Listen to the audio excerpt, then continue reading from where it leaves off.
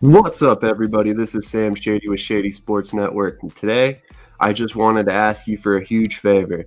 We're growing very quickly thanks to all your guys' help, but I've got a little request for you guys, and all that is to hit that like button. So basically, the way the YouTube algorithm works is if they don't see an asinine amount of likes on each video, we will not grow. We will not be pushed out to new viewers. So without your help hitting that like button, subscribing, clicking those notifications, making sure you hit like on all these videos, we can't grow as quickly as we'd like to.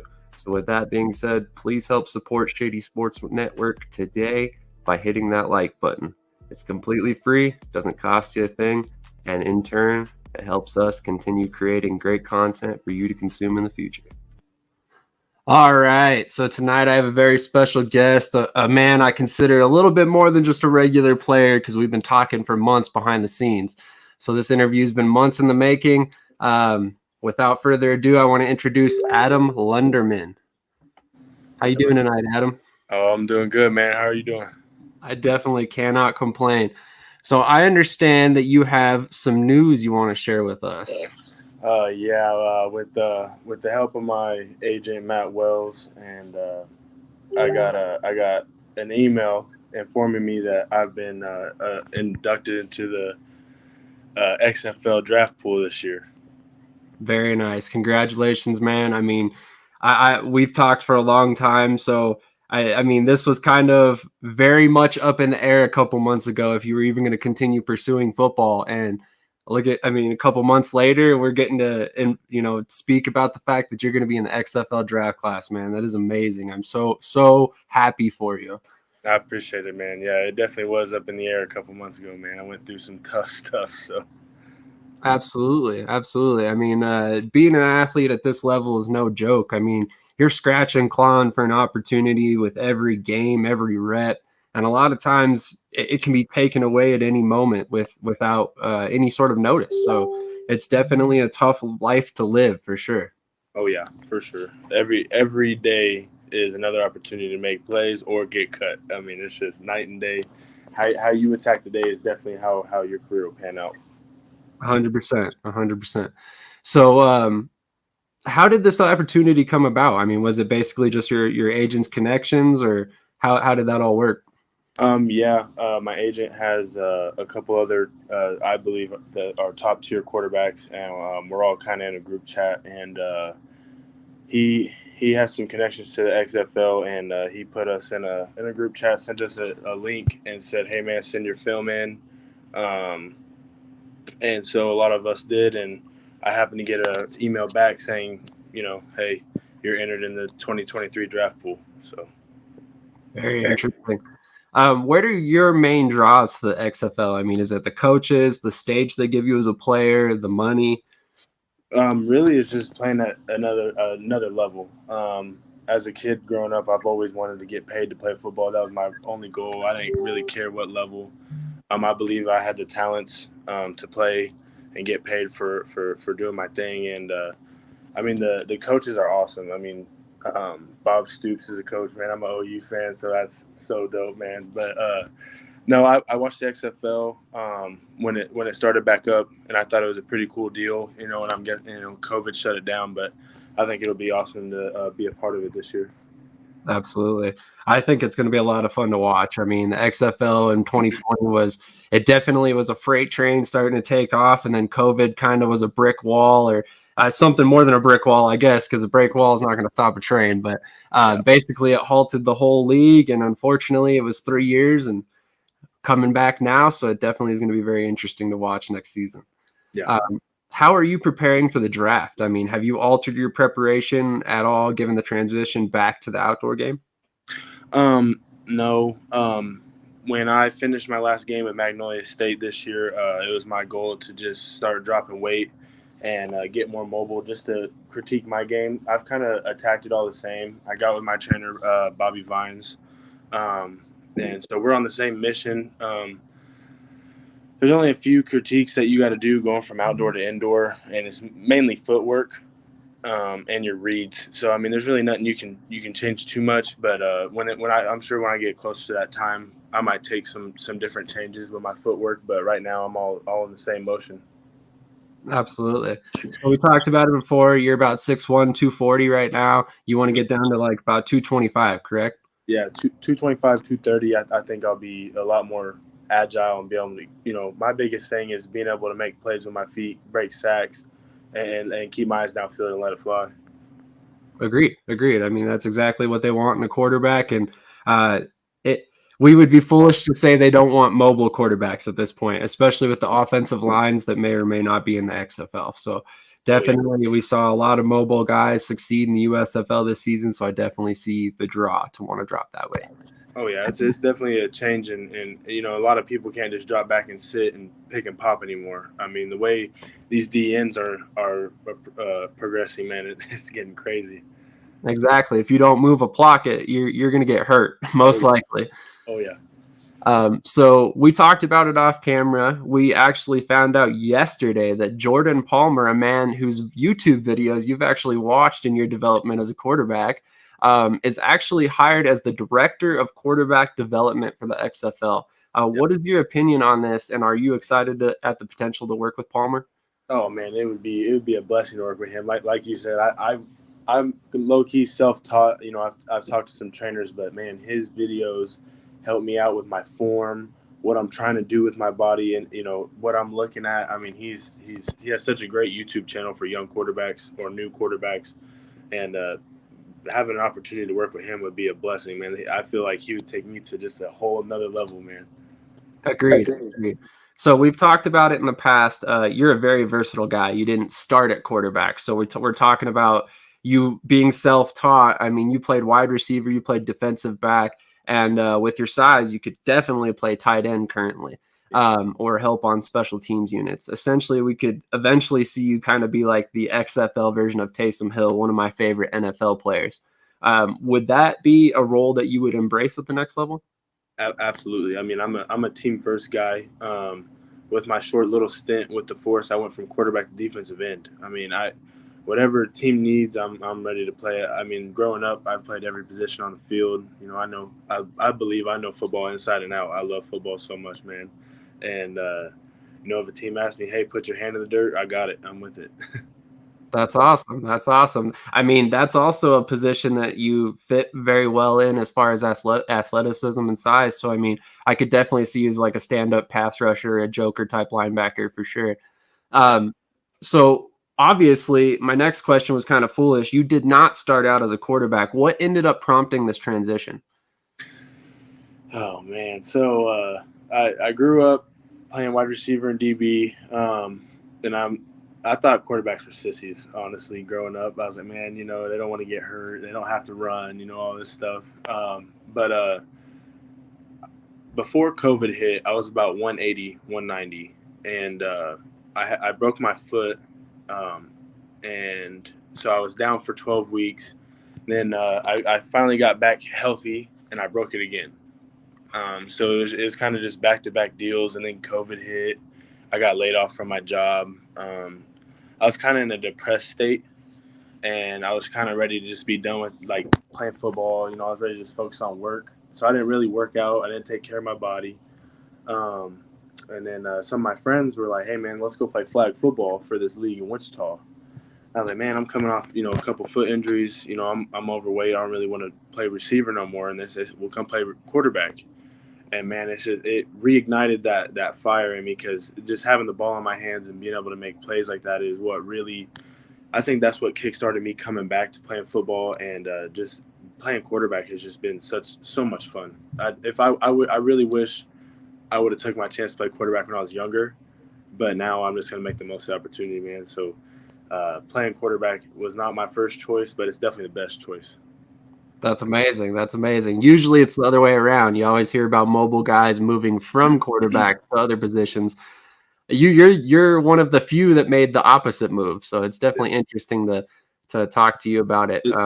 It's definitely been tough too, man. I mean, I've had my haters, my doubters. I've made really dumb mistakes as a quarterback, but I definitely learned from every mistake I've made, and and just with the help of the quarterback trainers and some of the coaches I've been around, I mean they've helped me develop, and I can't thank them enough. And it's definitely a blessing. Absolutely. I would think that you got the invite as much for your potential in the future as you did your athleticism and abilities right now. So that makes perfect sense. So imagine you join a team in the XFL and they give you the Peyton Manning treatment, allowing you to choose whatever system you want to run. What would your offense look like? Are you primarily in the shotgun? Are you under center? Maybe in the pistol? Are you spreading defenses out with a single back sets or running an I formation?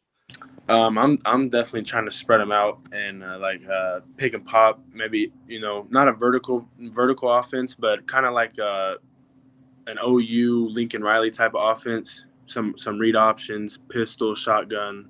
Let it fly. I mean, I think our running backs feed off that. If a quarterback's doing great, that defense has got to spread out. That opens running lanes for everybody. So, I personally would love to air it out all day. I can definitely see that. I mean, we've seen Tom Brady find a lot of success with 4 and 5 wide receiver sets because he has those running lanes for his running backs. He has a running game to support him. And, he's dinking and dunking and taking whatever the defense gives him all game long. So I could definitely see that. So I asked you off camera a couple of the guys that you built your game around. And one of them I was super excited to hear, and that was Steve Air McNair. I mean, another big body guy who was once asked to make the move to running back, actually, when he was entering college. What similarities do you see between your game and his? Honestly, and this is just who I am.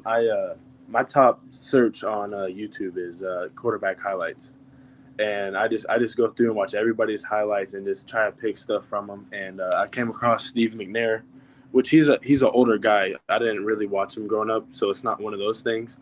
But I happen to watch his highlights, and I'm like, man, I'm like, he's a bigger dude, and he can move, and he's got a cannon. I'm like, man, that kind of feels like me, And one of the commentators was talking and was like, man, that's a linebacker playing quarterback. And I don't know how many times I've heard somebody say that about me. And I'm like, we kind of relate. So I kind of, looked into his game, and I'm like, you know what? He was 6'2", 230, and was getting out of the pocket, making plays. I'm like, man, I can do that. So I try to take from his game because I feel like I can do some of the same stuff. That makes perfect sense. And I mean, that's a great NFL comparison for you, in my personal opinion.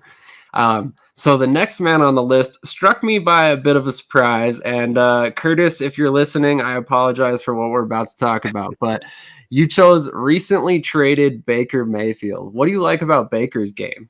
It started when he was at OU. Just watching him take over a game, the fire he plays with, and the way he's a leader. On the sideline, if stuff ain't going right, he's not pouting. He's not screaming at his teammates. He's hyping everybody up, getting them ready to go. Because the game's never over till that clock hits zero, and that's the way he attacks everything. And I think Baker Mayfield, the OU Baker Mayfield, I didn't really care for the Browns Baker Mayfield. I feel like they kind of had him in a box, just because some of the stuff he did in college, he wouldn't really look good in the NFL doing. But just the fire he plays with, man, I love it, man. That's how I view a leader. You got to have somebody to look up to. If they're motivated, ready to go, then you ain't got no choice but to follow. I understand that. That makes perfect sense. I mean, in my eyes, if I'm a football player, I want a guy who's fired up and ready to go more than I want a guy who's over there, in his own head thinking about plays and stuff. So it makes perfect sense. I mean, I'm going to follow a guy with that fiery mentality 10 times out of 10 before, a quiet guy for sure.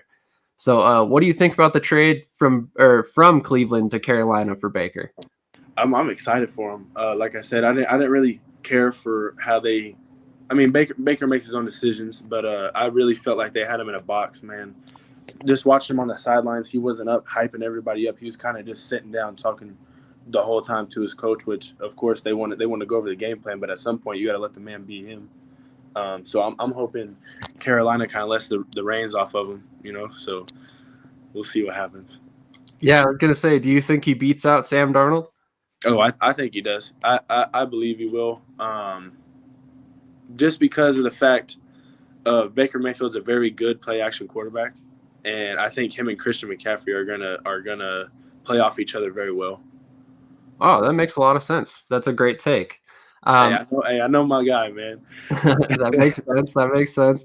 I mean, plus on the flip side, I mean, why would Carolina bring him in if they want to start Sam Darnold in the first place? So right. It makes perfect sense. And then Matt Corral behind him is cold as a youngster.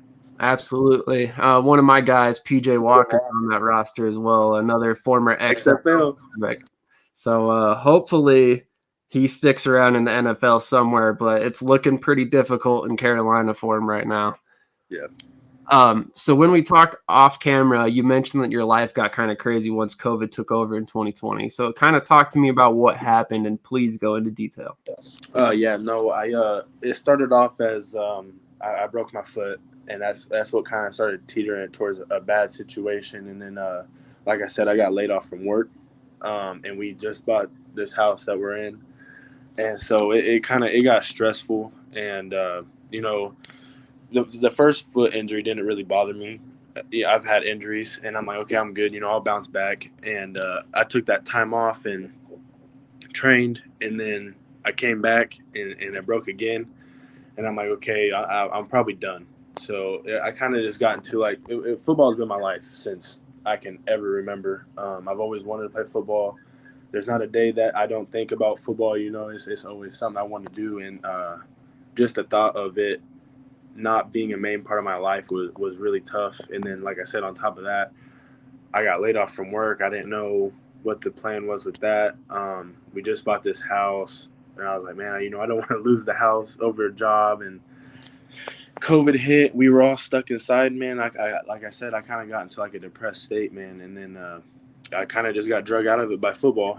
What I thought I lost is what really pulled me out of that whole bad situation. And the changing of positions was very difficult. Not only in the aspect of learning the position, but having people believe in me to play the position. In Wichita, man, there's a lot of talented quarterbacks around here. And just trying to get a spot on a team to prove I can do something was difficult. Every day I heard, just go back to playing receiver, go back to playing receiver. You're not a quarterback, all this stuff, man. And it's like it's something I wanted to do. So I just fought through it. And like I said, ultimately football is what pulled me out of it.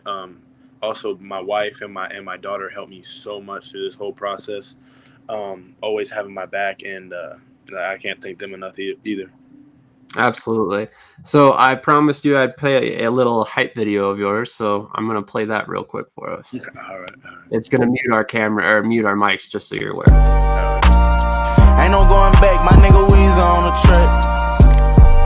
Yeah.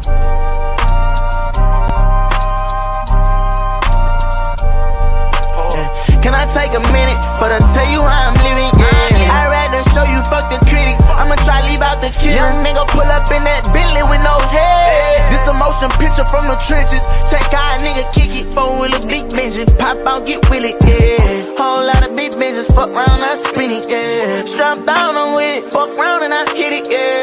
Sitting guard my wishes. Still got some pending, yeah. I'm with some hoes more really than these niggas. And that's a fact. I'm with my bros more trilly than these bitches. Understand that. Youngin' from the slums and he don't tote no pistol. You ain't heard of that. Only lady playing, we coming from a pencil. He don't know about a trap, nah. Get trapped in fucking with these hoes. She just want a baby. More deep in the life, he worry about his goals. She think it's crazy. All through the night, back to back, hitting them poles. This shit amazing. In his hood, he don't see no greatness. He gon' grow and let it phase him. Nigga fade him. Got some OGs in the hood gon' ride ball. They like that he keep his head in them books so they won't let you slime ball. Police probably slide on. Only for the see if he got that fire on. But youngin' ain't getting that, he ain't feeling that. So he learned to hide on. Now let me tell you that I'm a different breed. Had my first baby at 16, no plan B, I had one dream. And it was something like Luther King, wanted for to keep the peace, but couldn't. Turned 17 for you knew it, me and Ben was hopping from out of bushes at them bitch ass niggas. Shit, you gon' die, you gon' take one, nigga, what's your house? You up that fire, you better break one, nigga, what's the house? Still to this day, I'm on FaceTime, talking with the pastor. Like, is they with me or against me? Probably want me splatter. Can I take a minute for to tell you how I'm living? Yeah. I'd rather show you fuck the critics. I'ma try leave out the kid. Young nigga pull up in that Bentley with no head. This a motion picture from the trenches. Check how a nigga kick it. What you thinking about, what you hearing about? I'ma see about it, nigga. I'm with you. Got 20 on that nigga head, then make it 40, nigga. Shit, you know me, still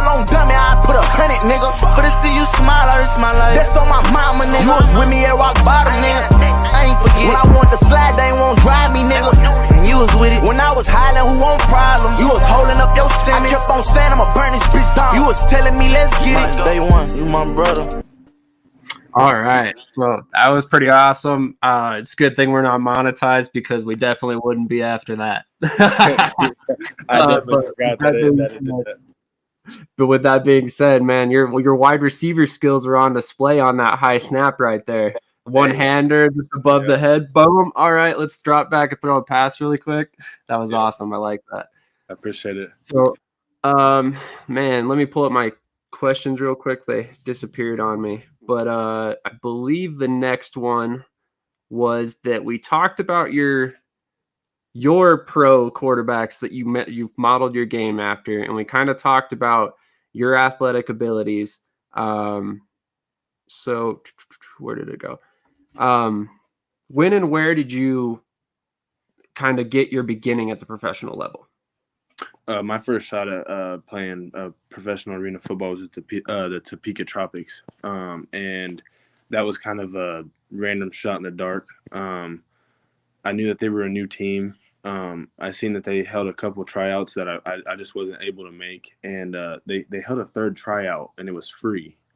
And I was like, they must be missing something, and they haven't found it yet. And I messaged my wife about it, and I'm like, man, this team's been on my radar for a while. I was like, they're brand new, and this is their third tryout. I every time I see an arena team host tryouts, it's one or two, or if that. And so she was like, go. And so me and my boy Dylan, we just went up there, tried out. There's about 60 athletes, and me and him actually both made the team.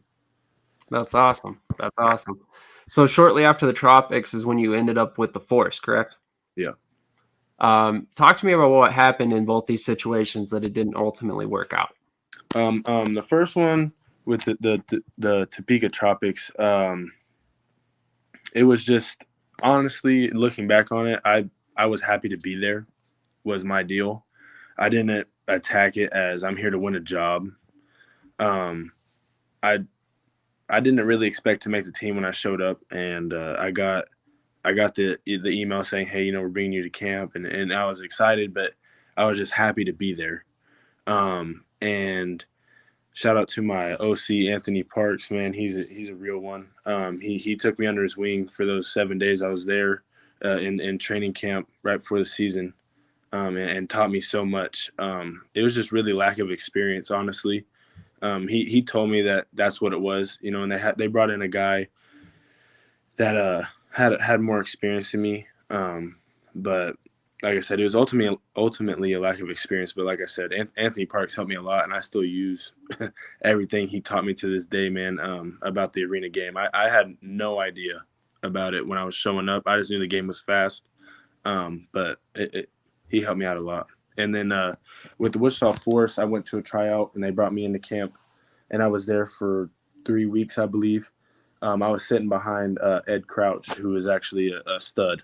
I don't think he should be where he's at. I think he should be in the XFL. He played doing that fan control football, won the Rookie of the Year. CIF won Rookie of the Year. I mean, this year went and beat us in the championship. If that DN that we were playing against didn't get 7 sacks, he would have got MVP of that game too. So I sat behind him and learned, and ultimately they didn't need me. So they let me go. That's just how those two teams played out. Hey, no shame in losing a job to Ed Crouch. That dude's legit. Yeah, absolutely. Like you said, Fan Control Football League, he balled out this season. Following this, you land with the Midwest Wolfpack, a semi-pro arena team, and go on a tear for the next 3 games. You lead your team to a 2-1 record and post 13 touchdowns. Mm-hmm. Ultimately, unfortunately, the team folds. Talk to me about how you found out about the team going under, and how did you feel about it at the time? Basically, I joined that team because, like I said, I felt like I didn't make the 2 pro teams because of lack of experience. I've never played arena football before. And so this opportunity popped up. And so I joined the team, and, like I said, we turned things around really fast. They were, I think, 1-1 when I showed up. And I took over, and did my thing, and I really felt like we were on a roll. And we had to travel to go play the militia in Nebraska, and our team didn't want to travel. They didn't want to go play against them. I guess we had, I think, 6 dudes that were ready to go play, and that's not enough to play. And so we ultimately we folded, but the league kicked us out for not playing that game. Wow. And it really hurt, and the reason why it hurt is it really hurt during the end of the season. I believe we would have ended up in the championship at some point because Metro Militia was the top dog in that league, and they ended up going to the championship and losing to a team that I believe we could have beat. Interesting. So you end up picked up by Magnolia State Spartans for the AFA championship against your former team, the Force. How did it feel to go from a team folding to the championship game like the blink of an eye? Actually, Matt Wells, who was the coach on that team and is also my agent now. He hit me up before the season. This was before I got with the Wichita Force, and I told him I didn't want to move to Mississippi. You know, I got a full-time job here, a family. I didn't want to move to Mississippi. And so at the end of the season, I hit him up again, and you know, we were talking back and forth, and he's like, hey, I want to bring you on. And I'm like, hey, you know what? I don't have any other options. I'm ready. And that was it was different. I had a lot of emotions. I wasn't like anywhere angry at the Force. You know, it is what it is. It's a business. But I definitely wanted to go out there and do more than what I did. I wanted to show them, hey, you know, you messed up is how I attacked the day, man. I was like, you know what? I'm gonna show them that they messed up. And I made a few plays, but ultimately it didn't pan out how we wanted to. Yeah, absolutely. We talked earlier about your unique athletic abilities that could help you play multiple positions. Now I want to hear about your mental preparation for a game. How much, if any time, do you spend watching film of opposing opponents? First thing I asked in our Magnolia State group chat is if we had any force film. I mean, it's to me, film is key to winning. If you can pick up on tendencies that teams do, I feel like you have the upper hand. Like I said, I watch YouTube all day long studying players. If I have a chance to watch the team I'm going to play, I'm gonna try and nitpick everything they do on defense. And actually speaking on that, my first game with the Wolfpack, I had film on the team that we played, which was their #1 team in the league, and I picked them apart. And after the game, the defense came up like, "Hey man, nobody's done that to us. You know, how'd you do it?" And I'm like, "Man, you guys just leave stuff open on film, so that's what I attacked." Awesome. So speak on how you lead your team. Are you the Peyton Manning type where you'll let a receiver have it if he makes a mistake? Or are you kind of a softer leader who kind of encourages a guy when he makes a mistake? I wouldn't say a softer leader. I'm not a hoorah type of guy. I'm not a pregame speech dude. If it's somebody I know and I know how they react to stuff, like my buddy Bobby or actually my boy Dylan, who plays center for me, you know, there was a couple times he gave me a bad snap, I'd get on him, but that's because I know that's how he'll react. He'll be like, okay, cool, I'll get it done.